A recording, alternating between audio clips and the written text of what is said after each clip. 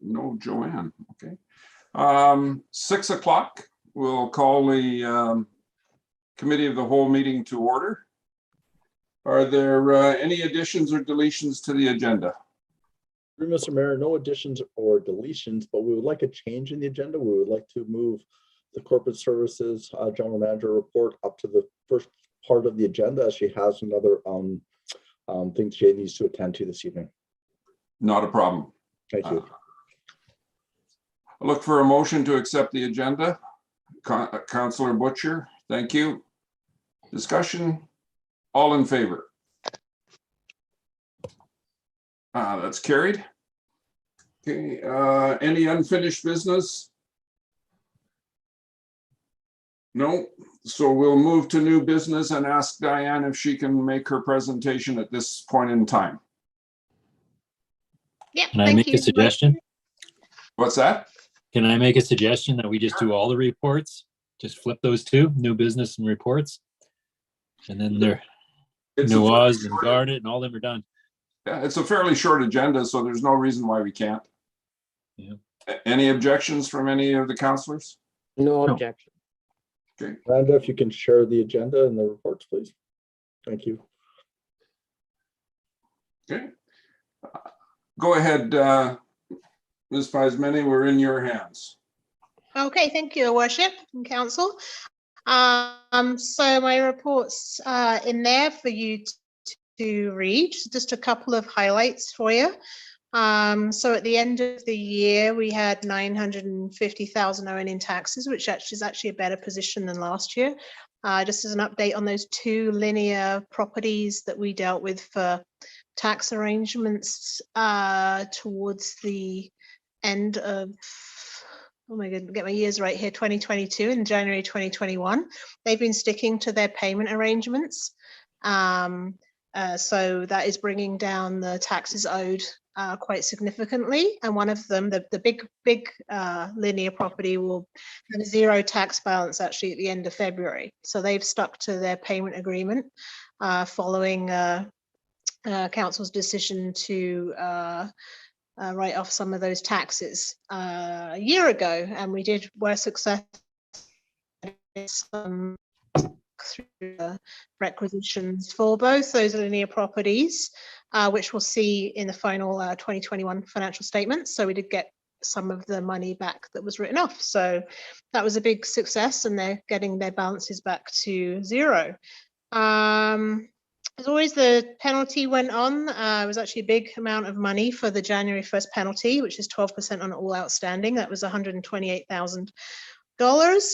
And other year-end processes for taxes, like the tax arrears letters went out, and that also helps people, give them a heads up before that penalty so they can clear their balance. That was very successful again and helpful for people. Working on year-end mostly now that the sending out some audit financials, probably of next to council with some so you see where we're at. I've got a kind of prudent idea of the surplus, but I haven't had a chance to talk to Tim about it yet. So we will have a surplus this year. So mostly because of COVID and staff turnover and items such as that, and getting this money back from those requisition credits. The pension year end has been finished by Ryan. He finished that in a very timely fashion, so that's all been submitted. Now he's working on the T4s and all those other fun year end processes that we go through, getting ready for the auditors who are coming the week beginning of Valentine's Day on February 14th. So we're getting everything ready for them. And that's pretty much what we're working on, is year end and stuff like that. So if there's any questions, I'll be happy to answer them. Okay. Council, any questions for Diane? Not seeing any. The only question I have, Diane, is we have almost $1 million left over from the borrowing. Where does that show in our accounts? That's in, I've moved the majority of it into that 90-day notice account, so we get the highest interest rate. So bank balance is there. It's the fifth one down in the list, the 90 days. It's got $1,069,000 in the bank account. So it's sitting in there right now. Dan, you're kind of going in and out once in a while. Did you hear everything you need to hear, Mr. Mayor, on that? Yes, we're keeping it in that 90-day account, which compared to last year means there's about an extra $500,000 in that account compared to our accounts last year. So Yeah, but there's still quite a bit. There's $1 million right now in the 31-day, which I think is higher than last year, possibly. yes. Yeah, we're pretty well, good position. no, because we had that 2.6 put in there briefly. Right. Yes, you're correct. Yeah. Okay. Sorry if I'm cutting out. Sorry. My terrible farm Wi-Fi. Anybody else have anything off of Ms. Pasmeni's report? Not seeing anything. Thank you very much. We'll move on now to our next report, which is Community and Protective Services. Yeah, good evening, Mr. Mayor and members of council. I guess you've all read the report, but I'll hit some of the high points for you, or a couple of points I want to raise. As far as the general overview goes, Miranda, just one moment. Miranda, please move the report to, there you go. Thank you. Go ahead. Yep, no worries. So Community and Protective Services have remained quite busy. Pembina Place Ice Plant has seen some ongoing commissioning issues that have not affected hockey training games or tournaments, which is great. Bylaw, as you've seen, has remained pretty steady. Actually, I'd almost say busy in the last few days, which has been good. He's been helping out Public Works with door knocks and on snow removal days, and just monitoring some of the town standards. Pembina Place, some arena operations business. Plexiglass has been a bit of an issue this season. We've seen a few pieces break, but we budgeted some funds in this year's budget to replace plenty of those. So we're going to go around. There's also little spaces that are missing from some of them, so we're making sure we're 100% there. Frequent town Facebook posts to promote public skating and drop-in shinny hockey ice times. ODR maintenance ongoing and at times slowed pretty much due to, at the moment, a couple of injuries and some staff shortages. But the boys are doing everything they can out there to make sure that the residents have got the ODR for use when it's required. Moving on to facility rentals. I won't go through them all, but as you can see, ice rentals, golf and curling lounge rentals, and the cultural center all started to get traction again. I think moving through the whole COVID phase, people are getting used to what's going on, and we're seeing more bookings. Hopefully, we'll continue to see a lot more traction there and get a bit more revenue into the facility. Moving on to programs under community services. Winter 2022 skating lessons are full. We offered three classes total of 25 registrants, and thanks to Redwater Dodge, who sponsored the program and kept the costs low for us, which always makes a huge difference for us and for the residents who want to participate. Moving down the line a little bit to grants. Canada Summer Jobs grant has been applied and submitted today, so we're off and running there, and hopefully we'll see that one come through again this year and help us out a little bit. Moving on now to the project updates. As far as the ice plant goes, it's the only one that's really still doing a little bit at the moment. As far as the project goes, we're closed out. I'll be happy to circulate numbers in the next few days for both those projects, both under budget. At the moment, we're right in the throes of having compressor number 2 replaced. Whether you're aware or not, we've had just a whack of issues with that compressor right from commissioning stage. Finally, we've gone through all the elimination process, and it looks like they've decided to just pull the unit and send it back to the manufacturer. And we should be up and running on 2 compressors like any other arena pretty shortly, I would hope. On the HVAC and structural, as I already said, that project is now closed out. And as I said, I can circulate numbers in the next report or at any time you need them. So just not right now because I'm not plugged into the K-Drive. And that is my report. If you've got any questions, let me know and I'll be happy to answer. Can I just put one addition into Garnett's report just for council's understanding? One of the things that I really appreciate, Garnett, and I think council should be aware that that compressor is quite costly. And Garnett and his team have been very diligent about pushing our vendor in relationship to meeting their obligations under the contract. And so the replacement of that compressor is a very important component of us moving on, because again, we have 1 year of basically warranty related to this. And obviously it's a very expensive piece of machinery. So this, again, action is essentially setting us up to make sure that we're fully in good shape by the time the warranty is up and we're off and running going forward, because again, it can be quite costly if these things break down. So again, I want to say I really appreciate Garnett's efforts in this respect.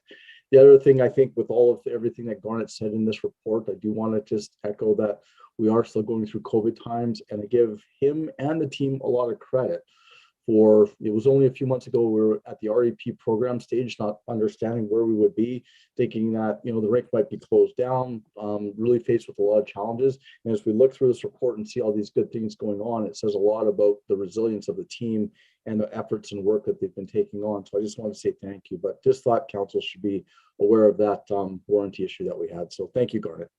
Thank you. Councillor Spicer, go ahead. I echo what Tim has said about what they've been going through over there, and I very, very appreciate how well they've done.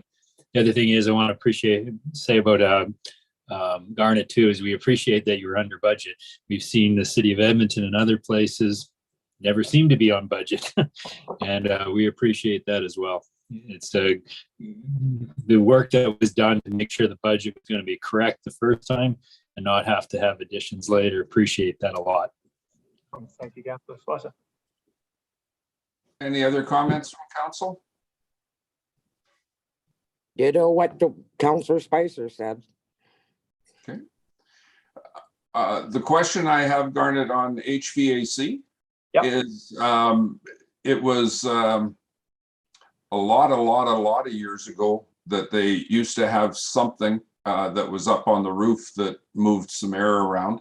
How are we finding the new HVAC system for the two facilities, for the curling side and for the hockey side?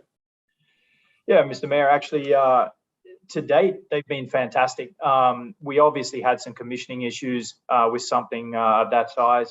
You always expect a few bugs in the system. We had to play around with some of the settings. We had them come out and walk us through the settings just to make sure everything was balanced. For anyone who's seen the ice making in process in that building, a lot of the time what you see is just a ton of condensation built up on the plexiglass as you're building the ice. And even sometimes during games, it'll happen during floods also. What we've seen with this is we have no condensation at all. It's completely fixed the issue, which makes it better viewing for anyone in the stands. They can see through the plexi, and obviously everything out there is nice and clear. Outside of that, for the most part, it's been great. We haven't had any issues on the curling side, which has been fantastic. So the units are functioning as they should, and the dehumidifiers in particular are making it a lot more comfortable for people in the stands also. So good. Okay. I was worried about the curling side. It gets lost sometimes, and air movement has a big effect on the curling rock on the surface of the ice. It can cause grief. So obviously with it working well there, that's a good sign. So thank you. No worries. Thank you, Mr. Mayor. Anything else from council? No, not seeing anything. Thank you, Mr. Davison, and we'll move on to Public Works. Thank you, Your Worship and the Council. I would like just the headlines of my report. The 90-acre industrial parcel, the town approved the area structure plan in July last year. In the beginning of December, developer came with his consultants and they say, we want to propose a work camp as our phase 1 development. And this camp will have a septic tank and the sewage will be connected to our existing sanitary sewer system along 54 Avenue. So that proposal, when I review with municipal planning services, and they again confirm that the work camp or hotel or the residential is the same requirement with the setback with the subdivision and development regulation. As you know, there is on the corner of the 54 Avenue and 44th Street, there is the old landfill site. So the developer has to work with Alberta Environment to remove those setbacks. So that information has been provided to the developer. And the other project which is shaping up is the RCMP detachment. In last couple of years, that building has some sewer backup issues and their sanitary service connection has some sag in the line. They arranged some CCTV and we were there so many times and they arranged the hydrovac truck. So finally they decided they want to upgrade that sanitary sewer, the sanitary line. And so they submitted the drawings, we reviewed, and we are in the final stage to approval and have some sort of agreement.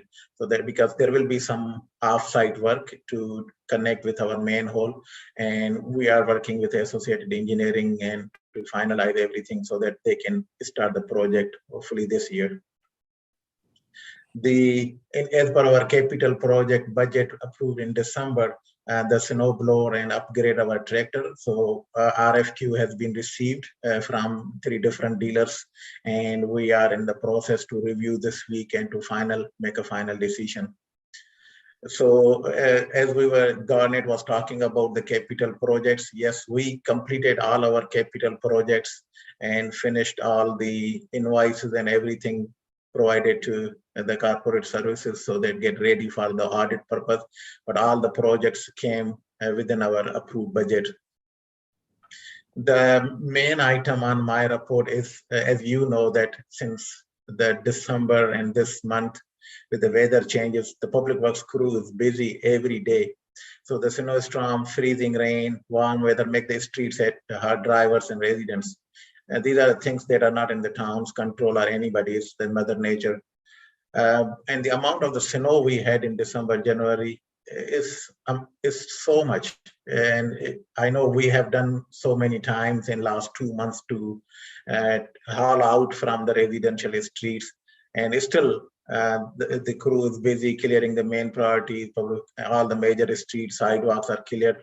And we are doing what we can do at our best. And you know, every day we are getting so many complaints, phone calls, and we are doing our best.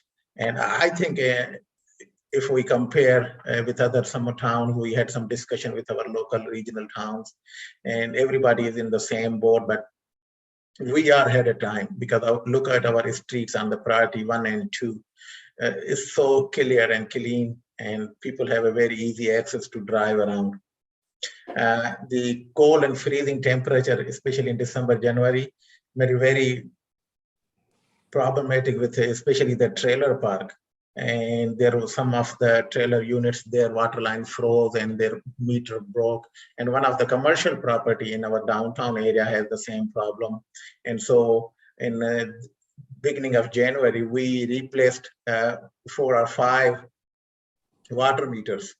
And kudos to our staff, they worked pretty hard to manage and help the residents to change those water meters and have their water restored. And the good thing on the gas side is due to this minus temperature around 30 degrees, but it's still our system, the distribution line, the gate station, the RMO station, the line heaters, everything is working perfect. And knock on the wood that I'm hoping that it will have a very good system which is properly maintained to provide a good service to the residents.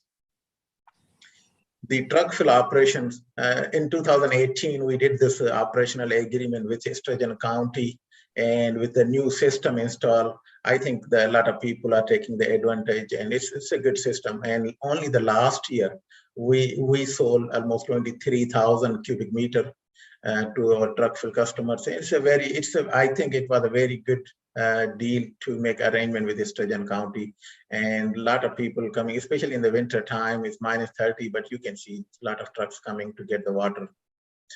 As per our Alberta environment license to operate our water station, the lagoon operation, there is a protocol to prepare the annual reports and to submit to the Alberta environment, which include, especially on the water side, all the data they want to see: the monthly level, the chlorine level, the Bacti testing, the flow, the inflow, outflow, all the details. And the same thing on the lagoon side, they want to see all the details about the testing, that how many tests we did every month, what were the results, all the details. We compile all the reports and submit it to the Alberta Environments and the Environment Canada. The natural gas meters distribution has been submitted to the Environment Canada, and this is last couple of years they started the new process that we submit the one report to them, that how many meters and different type of meters we have. As I mentioned, that the 2022 operating capital budget, we were busy in November, December to finalize everything, and has been approved from the council. The tree trimming program has been finished, and our staff is busy dealing with the daily customer service, the calls, the residents' work order. This last 2 months has been so busy with the public works. So that's pretty much my report, Your Worship. Thank you. If I may, I just want to add one thing to your report, Nawaz, because there's something we've talked about that I think is very important. Because it's such a big issue, Mr. Mayor and Council, the ICE challenges we've had, I think it's fair to say, Nawaz, your team's been doing a fantastic job, but we've also been hit by the COVID bug, and we recognize we may have a bit of a weakness in that we only have 2 operators trained on the grader. And when both go down because of challenges which happened to us this year, we realized that it might be beneficial to look at additional training for our team. So our goal is to have at least 4 people trained so that we could run 2 shifts, or also when we have high snow time areas. You'll see larger municipalities that will run 24 hours of snow clearing, but it's because they have enough staff fully trained to be able to do that, so they can run 3 concurrent shifts. We can't do anything like that. So one of the things that we are looking at is, though we have done a good job concerning the challenges that we faced, we realized there are some things we can do to get better, and we're going to continually do that. And again, additional training, looking at some maybe different ways of allocating some of our supplies, materials from a sand perspective and gravel perspective. We are looking to get better, and I just wanted the council to be aware that we are looking to improve. Okay? Thank you, Nawaz. Thank you. Councillor Olson, go ahead. Thank you, Mr. Mayor. Through Nawaz and Tim, how are our negotiations going on with ENCOM with regards to Highway 38? I've talked to Alberta Transportation, and same thing that Nawaz had mentioned before. Typically, they say that they don't have enough resources. We have had a meeting just recently with other municipalities that said they don't have those issues. So I've told them in no uncertain terms, we will be doing the work and billing them. And that's where I left it. And she said that they're going to do their best to take a look at the situation and improve it. But I told her that they will be again receiving invoices from us going on, because we do need to see those areas cleared. Whether they'll pay them or not is going to be another question, but I am working hard on rectifying the situation, and hope to have another conversation as early as next week.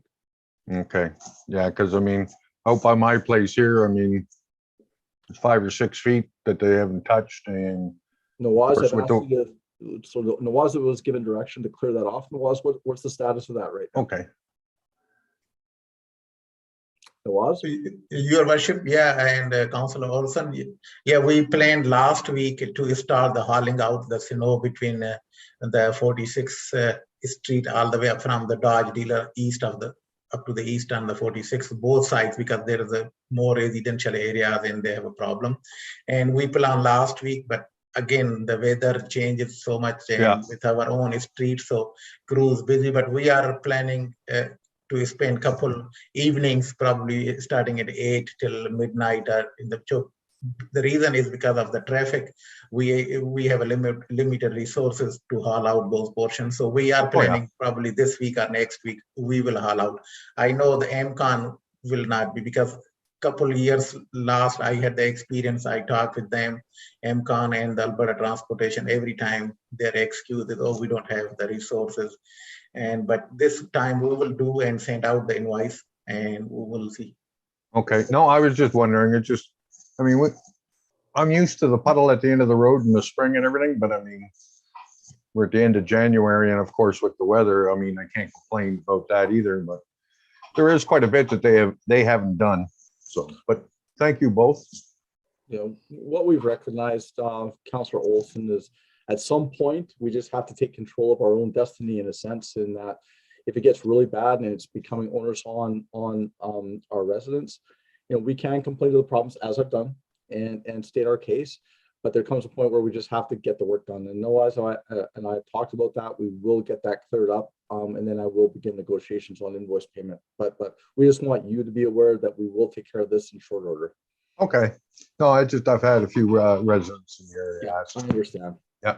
Thank you. Councillor Melnick, you were next on the queue.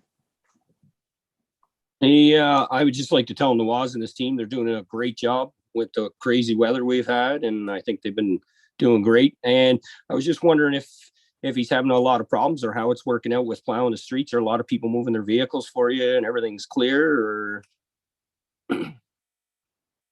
So far, so good. You know, within the town, we have the experience that sometimes we put the signage 24 hours before we do the snow removal, and people don't move. But when they see the grader, they move. And in some cases, if we have to bring our bylaw officer to help us out, but most, I would say 90% of the people move their cars. But there's odd ones maybe sometime, but overall it's pretty good. That's good to hear. And just one comment about Councillor Olson's on the residential, especially on the Highway 38. I think it will be another efforts on your level too, that whenever you have a meeting with a minister or your MLA, just maybe just a thought on your back on the head that they can remind that why the province is not doing the proper snow clearing within the town limits. Okay, Councillor Spicer, you were next. It's just on the same thing with MCOM, and that it's a little frustrating to see them driving down the road, just barely having their blade down and not using their wing, not doing anything. And then say they don't have the resources when it's obviously going up and down the road and they're not doing anything. So just wanted to state my frustration with that. Councillor Butcher. One question, the sidewalk east of Fast Gas. On the north side of the tracks, you can see the sidewalk, and the windrows seem to be blocking the sidewalk on the south end of the railroad tracks.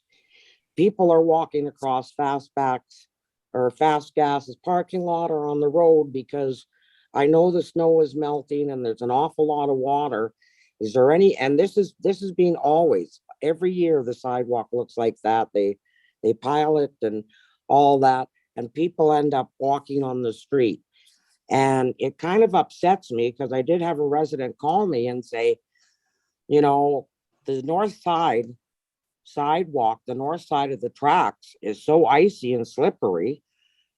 And then they're saying the town does a great job keeping the north or the east-west sidewalk, but it seems that sidewalk, and one person even told me, well, I'm not cleaning my sidewalk if they're piling the snow so close to the sidewalk by the railroad tracks. So I just wanted to bring that up. Is there anything we could take those windrows away with? Or is it an issue, or, you know, because we certainly don't want a resident to fall on the road if we can keep our sidewalks clear. Nawaz? Thank you, Councillor Butcher. And I will, tomorrow morning, I will go and have a look and talk to my crew, because typically when one or two guys go on the sidewalk cleaning, and sometimes when it's the freezing rain, they are supposed to put some sand and clear the public sidewalk. So I will make Yes. sure tomorrow and I will report back to the council. And just a last tidbit, the last time MCON came around, which was today, they actually took it slower and didn't pile up the driveways as much as they usually do. And also for a safety issue, on the going west, the corner opposite of mine, that hill of snow is very, very high. So when you get to the intersection, you have to almost pull out, and that's MCOM. That should be charged to MCOM. Because you have to pull out to see if there's oncoming traffic because the pile of snow is so high on that corner. Yes, absolutely. You are right. There is a blind spot if anybody is turning. And yeah, I do understand. And no, I will touch base again with the MCON, but we will start when we start hauling out, we can remove, make a smaller pile so that people can see, especially when they're driving in and out. Yeah. Yeah, I think there might be a few other areas where there's blind spots too. I haven't really checked, but thank you for that. And once again, thank you and your staff. Thank you, Council Butcher. Anything else from council? I know I had a meeting in Morinville the other day, and it was obvious to me where the one highway crew leaves off and the other one starts, because the shoulders of the road were plowed, sanded, and discharge of their slipperiness and everything. And the other side, our side, we haven't got any of our acceleration or deceleration lanes cleaned in town. None of the shoulders are cleaned. Everything's piled up on the residents' responsibilities to clear it out. And we're not even getting shoulder or sidewalk to sidewalk, curb to curb cleaning of any sort. So I know it's an uphill climb for administration. It always seems to be a fight with them. But when you have one service provider doing everything that they're doing and the next service provider isn't, for the traveling public, it's even terrible. So we have to be careful there. Nawaz, on your report, the 90-acre parcel, that clearance with Alberta Environment, how big of a process is that? Your Worship, I'm not 100% familiar with the process with Alberta Environment, but I can find out and get back to the council. Okay. And then the last question I had, anything else from council? The other one I had was on the tree maintenance program. Do we have any sort of a process in the summertime when the leaves are in foliage, going around and identifying problem spots to look at in the fall when we can trim the trees? I know out front of my place here, there's 3 really big dead spots, and they're not looked after in the wintertime because the whole tree looks dead. So how do they identify what they're going to do with the trees? So in the summertime, if there are some branches and some trees we have the problem, we try in our in-house service, we can go and remove all the branches, or if we have to cut any tree in-house. But in the fall, especially those special trees, which we can't do in the summertime, we can't cut those summertime, which we remove or do the trimming program in the fall time. But one of our operation supervisor, he prepared the list in the summertime when he's driving around, walking around, are we getting any phone calls or any work order, we prepare the list. And when we prepare the list, mark on the map and give that to our third-party contractor. And based on the limited budget, we say, okay, it's almost 2 weeks of the work, and those contractors comes and finish those one. But I will mark on my list, and we can review the tree which you mentioned beside your house. And it's fine. I just wanted to make sure there was something that took place when the leaves were in foliage. And if we're sending people around to mark those areas, that's the important part of it. So yeah, we mark those ones in the summertime. Absolutely. Okay, good. Anything else from council? No. Thank you, Nawaz, for that report. Greatly appreciated. And I think the next one that we have is from our Acting CAO. Go ahead. Wait till the report comes up.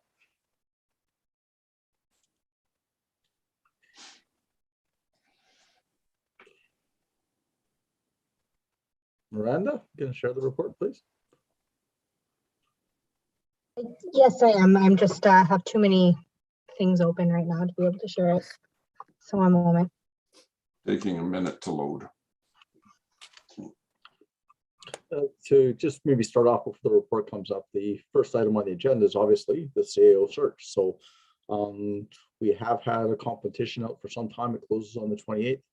And just for awareness, have had a lot of interest in the position, which is actually, you know, I think a very positive outcome for the town. You're going to have a very diverse group to look at, a lot of different resumes from different types of people, lots of diversity, certainly in what you're going to be seeing, and a lot of skill and talent. So I think it's going to be a very positive competition.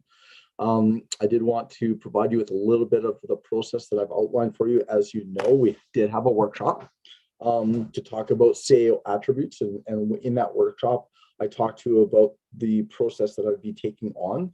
I have begun the construction of that process.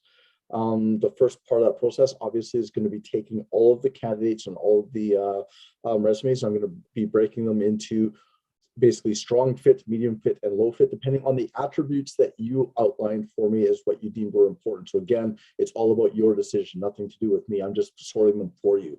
You will get all those positions for your review and all the resumes. And then basically you'll be looking at choosing 5 candidates to enter the competition for your new CAO. Once that's complete, we're going to have what I call a fit interview with the 5 candidates. This interview we're hoping will be in person if we can, depending on COVID, because in-person interviews in my mind are so much more effective than virtual. But again, we'll have to pay attention to the rules and how everybody's doing at that time. That will provide you with, again, some opportunity to ask questions of the candidates, for them to tell you what they think in relationship to the position, what they're going to be bringing to the position. And after that, we're going to be looking for essentially 3 candidates that will move on to the next phase of the process. Once that has been completed, Miranda, if you don't mind moving up, please.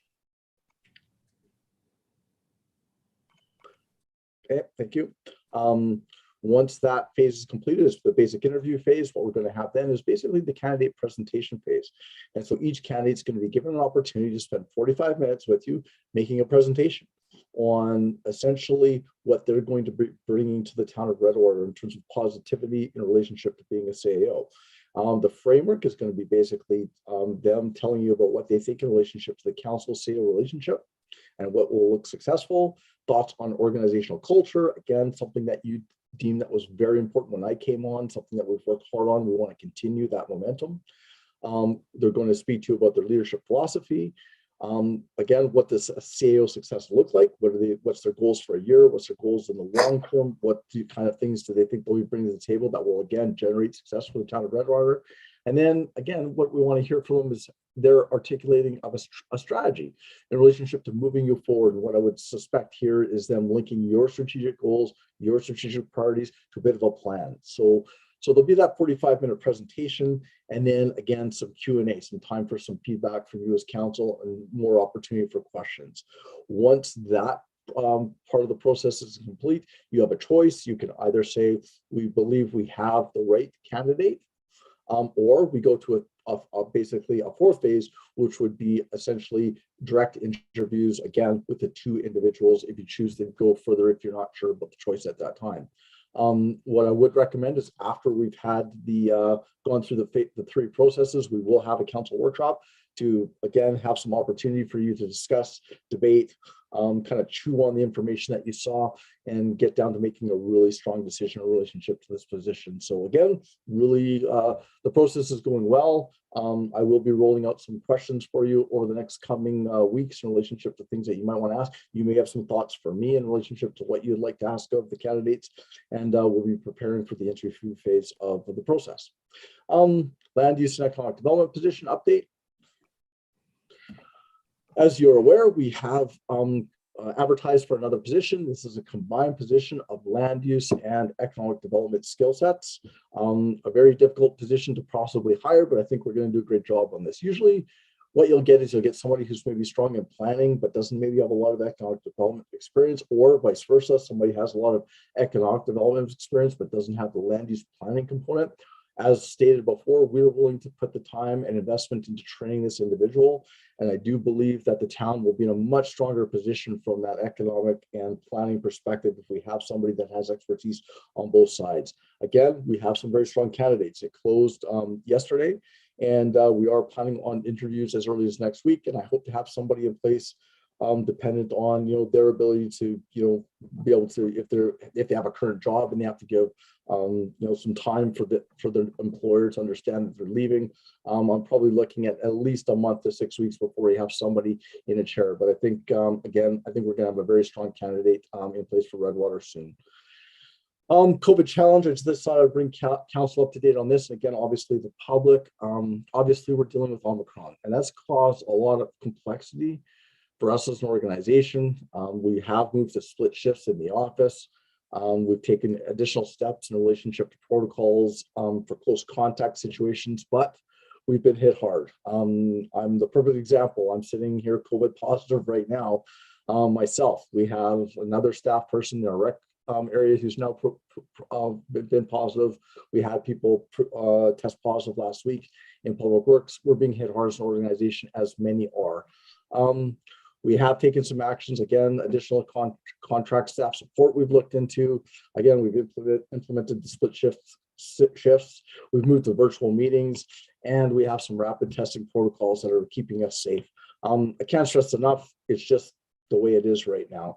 We are doing our best. It is going to affect operations to an extent, but we're doing our best to minimize the impact on residents and the quality of services that we're providing each and every day. So stay tuned, and I look forward to any questions you may have on this.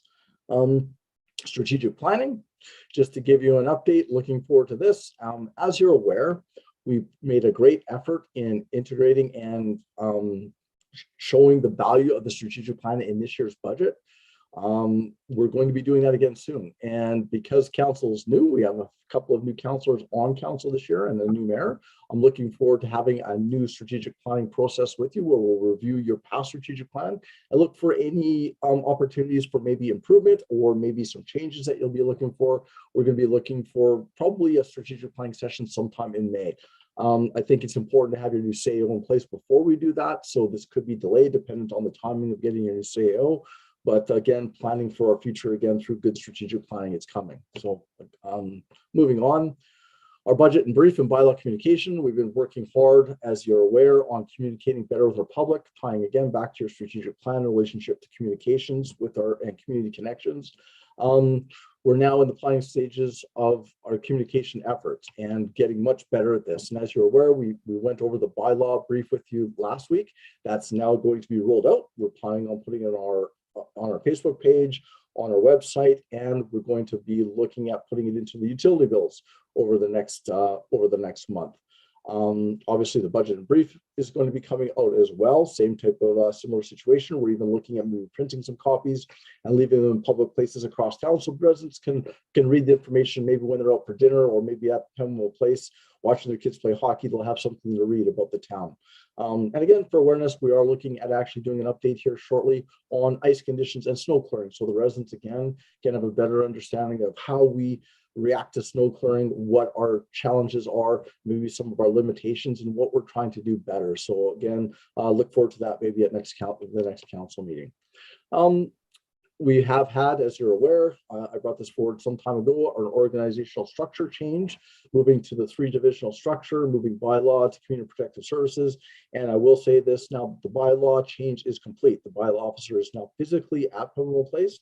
And I will say, in talking to him and talking to the team, I think it's made a big difference. It's made a difference in his mental well-being, but it has also made a difference in operational ability because he has a team essentially to talk to about the bylaw challenges. And again, the thought process behind putting them together in community protective services is that area and that division is really outpacing in relationship to their service delivery. They care about people at all times, whether it's recreation, taking care of grass, and so on and so on. So there's some synergies there. So the fit is actually working quite well. And from what I'm hearing from Garnet and his team, they're really enjoying having Kelly over there. So again, really continuing our improvements on bylaw, and we will continue to do so and keep you updated on that challenge. Moving on, Miranda, is there anything else? Miranda, can you move the, okay. We are planning, I had planned this week, a leadership team retreat. We were going to have a one-day retreat, and it was going to be basically focused on our leadership, organizational culture, which we've worked really hard to improve. Again, working hard in relationship to our service excellence, in relationship to our residential service delivery. But the biggest thing we were going to talk about was really our strategic plan tie-in. So we were going to start talking about, well, we have the budget now complete. We have to take a look at that budget again and do further work in relationship to tying in our actions for 2022 to make sure that we're, again, furthering council's vision for the community. So because it's COVID time and I happen to have COVID, we've moved it to a virtual meeting. We're only going to have a couple hours, but just so you're aware, our focus is going to be on basically our 2022 delivery of action plans related to your strategic plan. So we're going to be working on divisional business plans that will have actions identified, and we're going to be looking at measuring those things. We already have these plans completed. They're already in the budget, but we want to articulate them in a different way so that you're aware of them and the residents are aware of them. So maybe a little bit more profile around things like our indoor field house idea, some of our snow clearing improvements, some of our service delivery opportunities related to customer service with a smile, really looking at upping our game. So we'll be looking at that on Thursday. With that, sorry, my voice is a little bit off today. My throat's sore. I apologize for that.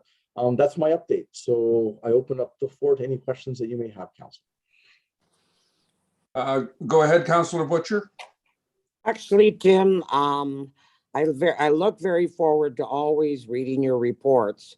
What you're doing here is you're doing a tremendous job with the leadership, with the management, with, I think, moving our bylaw into Pembina Place was probably one of the best uses of the facility. And like you said, the team activity for them there and the team building is going to be so positive. I'd like to thank you for the hard work you're doing for us. Thank you, Councilor Butcher. I really do appreciate that. Okay. Any other commentary from council? Not seeing any. Thank you for the report. And because we don't have motions and approvals and stuff, we don't have to approve those reports by way of motion. So we can go back now to item 5.1, the pedestrian bridge. And I believe that's Mr. Panower.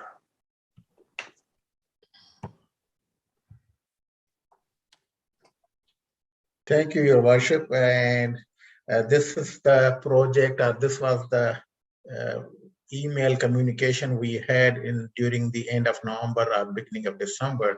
And I was hoping that the Councillor William will be attending tonight, but unfortunately she is not attending. There was the raised concern for the storage, shortage of parking stalls in front of doctor clinic and pharmacy, specifically for the handicapped residents to have a pedestrian bridge connecting CN parking lot. So that the residents can park and cross the bridge for medicine or doctor clinic appointment. So just want to give you some background. There was a email came out from Councillor Joanne William, and she said that some of the residents are asking about that the pedestrian bridge, which was removed. So prior to 2012, and most of you know that there was a handmade pedestrian crossing bridge to connect the CN parking lot with 49 Avenue, which has been removed when the downtown revitalization project completed. And during this project, the entire drainage ditch from 48th Avenue, the Highway 38, all the way towards the fire hall area, this drainage ditch has been redesigned and reconstructed. At this, the pedestrian crossing bridge was not engineered properly, and that's why it was removed due to the liability, safety matter, as well as the proper access through the intersection of 49 Avenue and 49 Street was restored. Right now, there are two accesses to come to the doctor clinic or pharmacy from CN parking lot, either from four-way stop sign, which is just like beside the Kicks and the post office intersection, or through the driveway access. There is the access to the CN parking lot just east of the four-way stop. And the total distance between those two exits is only 80 meters. Currently, there are 9 parking stalls, including 1 handicap stall on the 49th Avenue in front of the door pharmacy clinic, and 15 parking stalls on the 48th Street east of the doctor clinic or pharmacy. And I put a map to show the parking lots as per the report. And what we think or what will be the next step based on the review of the current parking situation. Administration is in the opinion that a pedestrian bridge to connect CN parking lot to 49 Avenue is not required.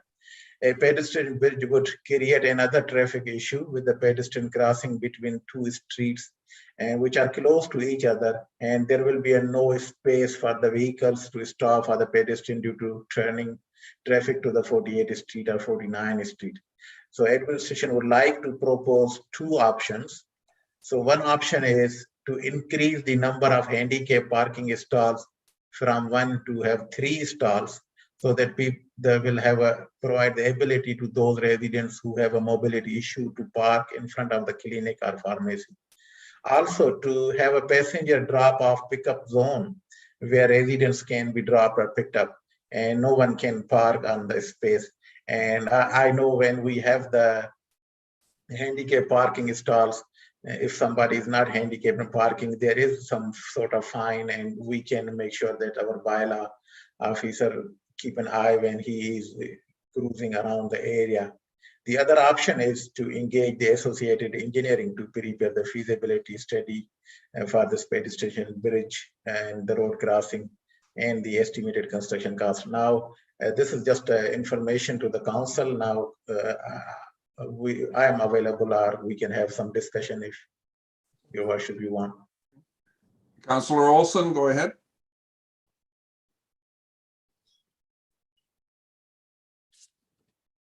Sorry, Councillor Olson, we can't hear you. I don't know why. How about now? Oh, we can hear you good now. Thank you. There we go. Sorry about that. Thank you, Nawaz.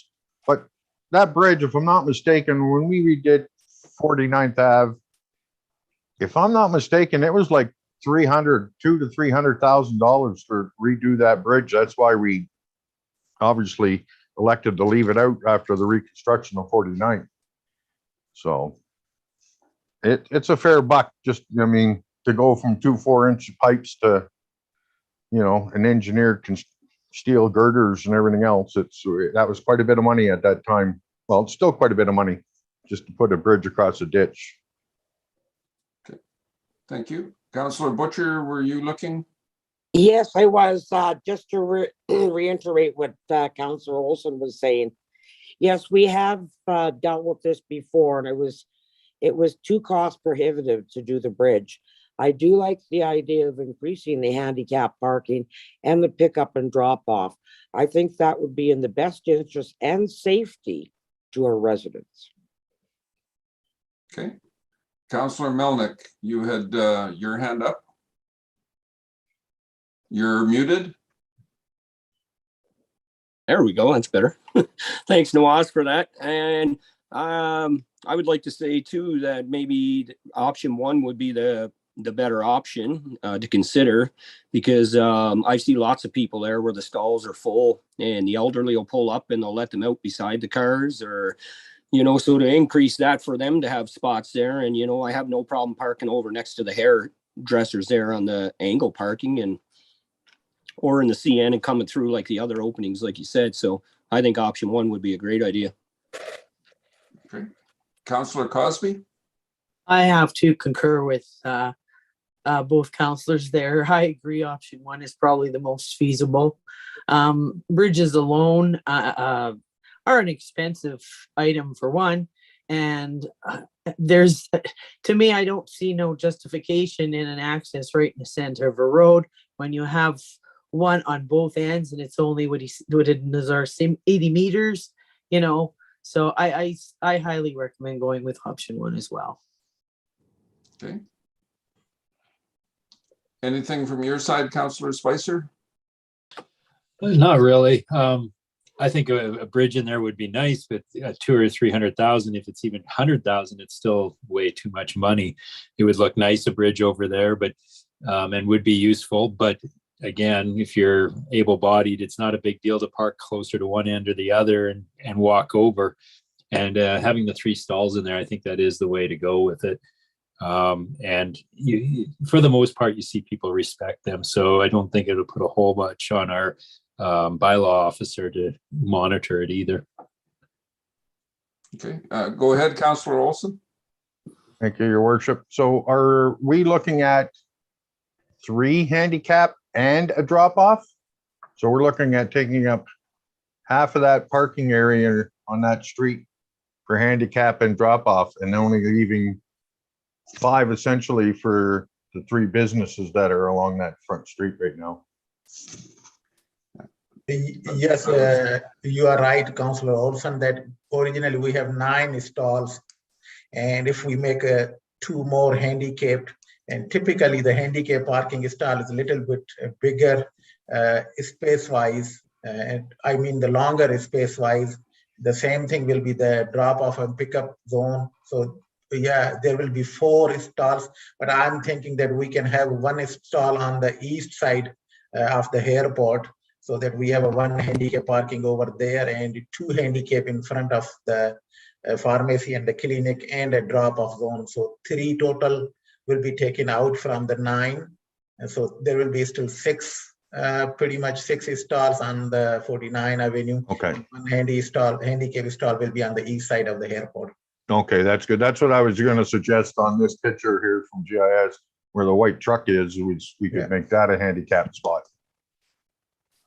So, but that's good. Yeah, I just didn't want to take up half of the legal parking spots on that front, on the 49th in front of the 3 businesses that are still operational, other than the doctor's clinic. One of the things, go ahead, Councillor Spicer. Sorry, I think too, we talked about walking from either entrance there, is that there's no crosswalk painted on the one end of the CN yard, and we could look at painting a crosswalk there as well, just to, for safety reasons and to let people know.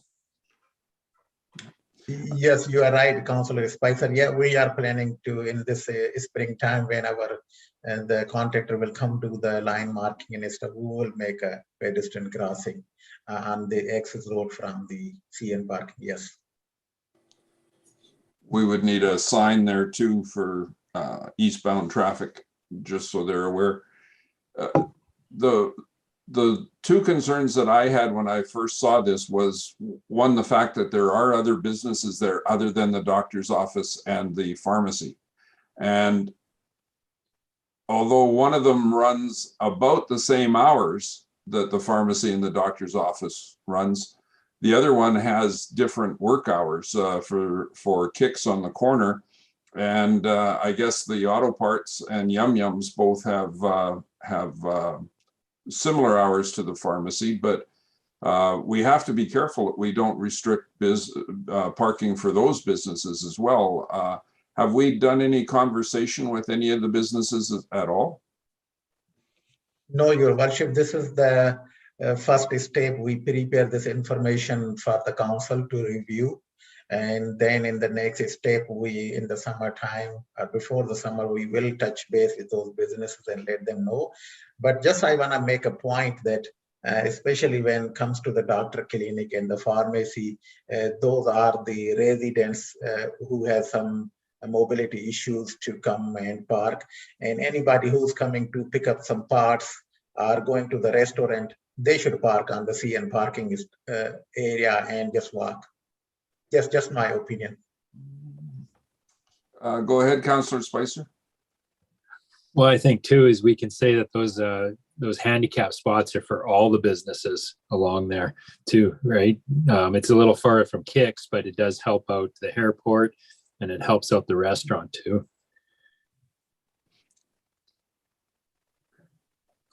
And I don't disagree. The only problem is that means that those are handicap spots all day.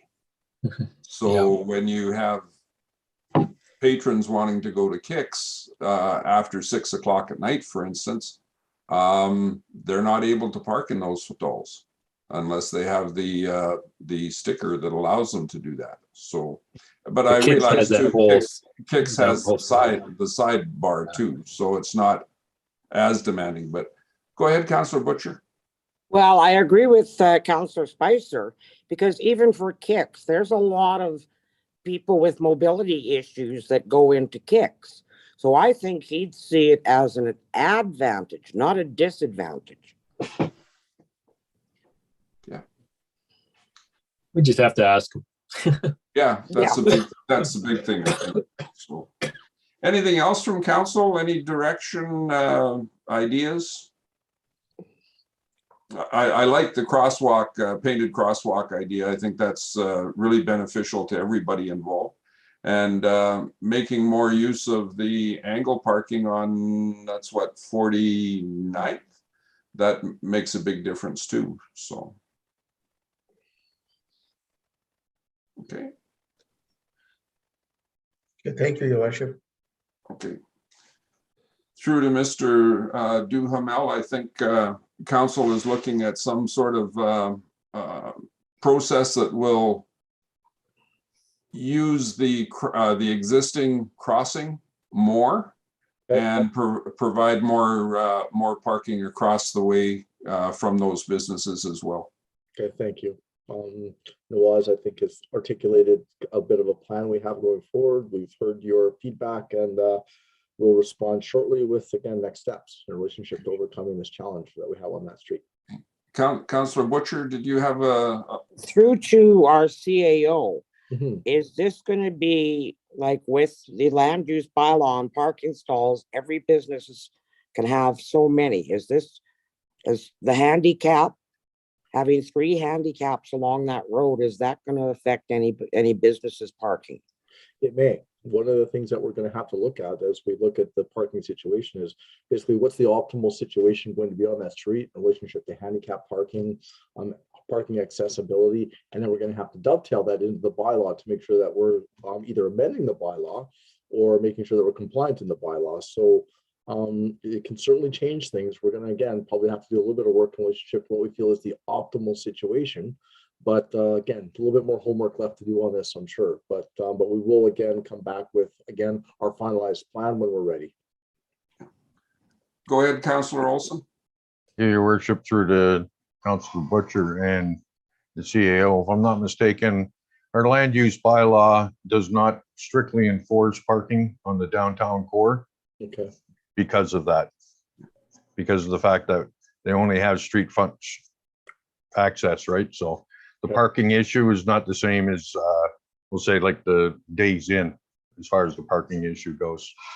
I think the Thank key you. thing, I think the key thing is for us to just to step back and think about what is the best case scenario where we can accommodate everybody's needs at the same time, meet the challenges that are faced in that area right now. Again, parking is always an issue in any area where there's stores and there's a congestion of people.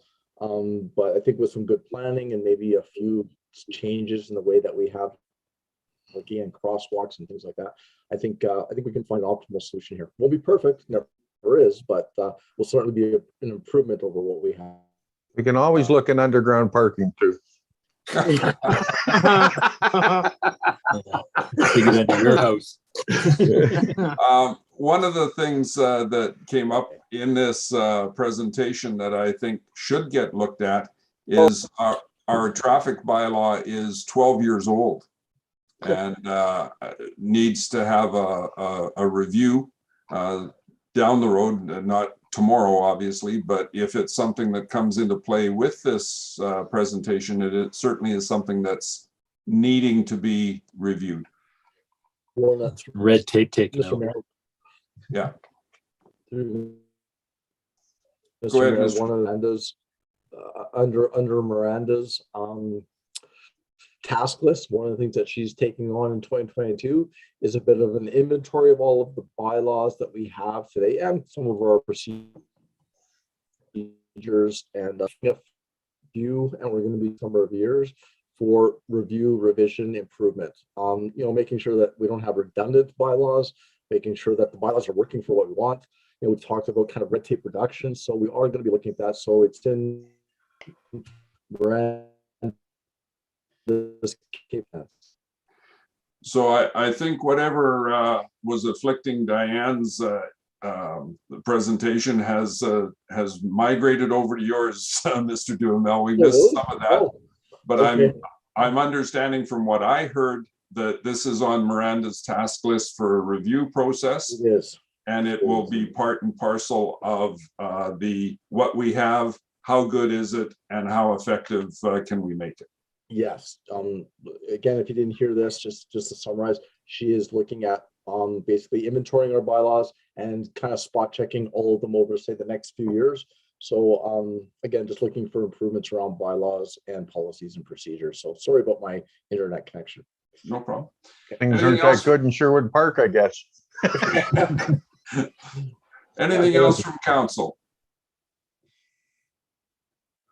Okay, so if I'm not mistaken, that takes us through to the end of the agenda. Nothing else that's popped up. So Miranda, I'll look for a motion from council. Councillor Butcher, Move to adjourn. thank you. You Meeting missed is it, Rob. I had my hand up. He just wasn't looking at me. I didn't, you've had your hand up all night. No. I didn't see that one, sorry. You had your little wee Zoom hand up and I was looking across the board here. I missed that, sorry. There you go. Clapping and hey. Thank you, Miranda, for coordinating this and putting it together and for all of the participation from our management staff. It was good to have you here tonight and meeting is adjourned. good night, everybody. Good Good night, night, Everyone, everyone. thanks a Take lot. care, Jim. Take care, Joe. Thank you. I did